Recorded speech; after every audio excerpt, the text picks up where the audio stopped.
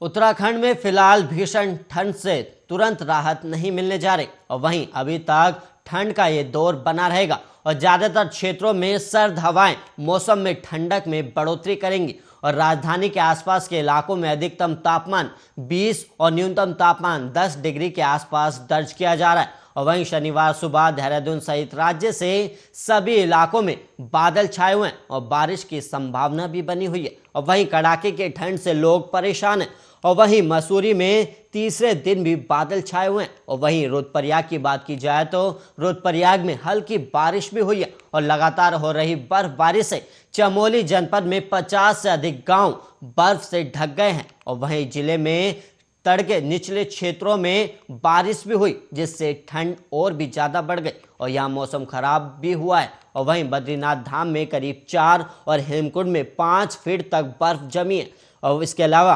केदारनाथ सहित ओली और अन्य ऊंची चोटियों पर बर्फ से ढक गई है। और मौसम केंद्र की ओर से जारी बुलेटिन के अनुसार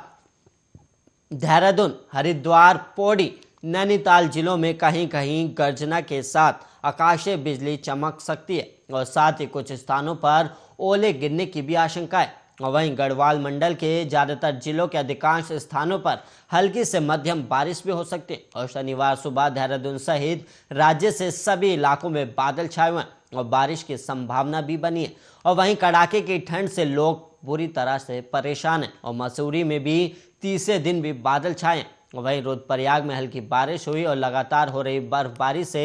चमोली जनपद में करीब 50 से अधिक गांव बर्फ से ढक गए हैं।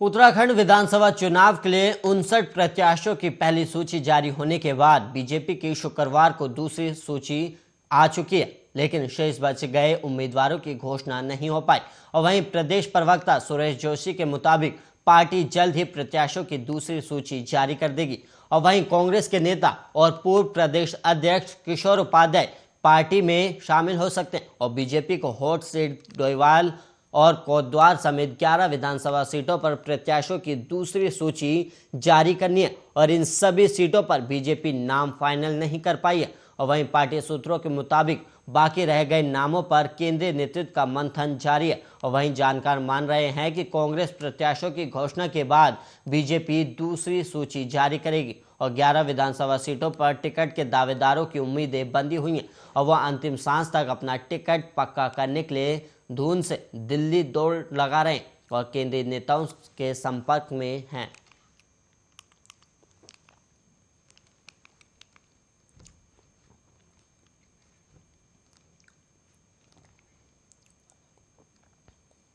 और वहीं आम आदमी पार्टी के नेता कर्नल अजय कोटियाल ने लोकतंत्र के पर्व में पहली बार मताधिकार का प्रयोग करने जा रहे युवाओं से आह्वान किया कि वो उत्तराखंड नवनिर्माण के लिए पहला वोट दें। और वहीं शुक्रवार को नव परिवर्तन संवाद के दूसरे चरण में कर्नल कोटियाल ने पहली बार वोट देने जा रहे युवाओं से संवाद भी किया और उन्होंने कहा कि उत्तराखंड में इस बार ऐतिहासिक चुनाव होगा। देवभूमि की परंपरा है कि जब हमें पहली तनख्वाह मिलती है उसे हम देवी देवताओं को समर्पित करते हैं और अपने माँ बाप के चरणों में समर्पित करते हैं या फिर छोटे भाई बहनों को देते हैं। और उन्होंने कहा कि इस बार नए वोटर पहली बार वोट देने जा रहे हैं तो अपना वोट मातृभूमि को समर्पित करें और आपके लिए पहला वोट किसी ऐतिहासिक घड़ी से कम नहीं होगा। और राज्य आंदोलन के पीछे जो सपने थे वो कांग्रेस और बीजेपी के बीच में फंस कर रह गए और दोनों दलों ने दो बार सत्ता में आने का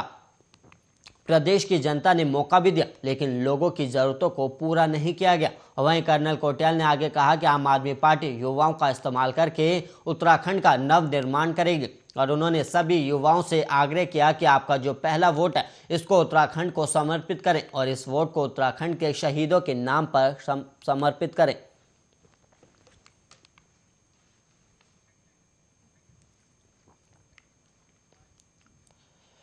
उत्तराखंड में कोरोना के मामले बढ़ते जा रहे हैं और वहीं कोरोना वायरस भी जानलेवा होने लगा है और राज्य में रोजाना मामले 5000 के करीब पहुंच गए हैं। और वहीं शुक्रवार की बात की जाए तो शुक्रवार को कोरोना संक्रमण के 4964 नए मामले सामने आए हैं और इस दौरान राज्य में 8 मरीजों की कोरोना के चलते मौत हो गई और राज्य में कोरोना की तीसरी लहर में एक दिन में सबसे ज़्यादा मौत है। और वहीं राज्य में कोरोना संक्रमण दर भी बढ़कर अब 21.60% तक पहुंच चुकी है। और वहीं राज्य में अब तक कोरोना से 7,468 मरीजों की मौत हुई है, जबकि राज्य में सक्रिय मामले लगातार बढ़ते ही जा रहे हैं और राज्य में कोरोना के सक्रिय मामलों की संख्या 27,000 के करीब पहुंच चुकी है, जबकि इसमें सबसे ज़्यादा मामले देहरादून में और राज्य की राजधानी देहरादून में सर्वाधिक 11,064 सक्रिय मामले, जबकि नैनीताल में 3,744,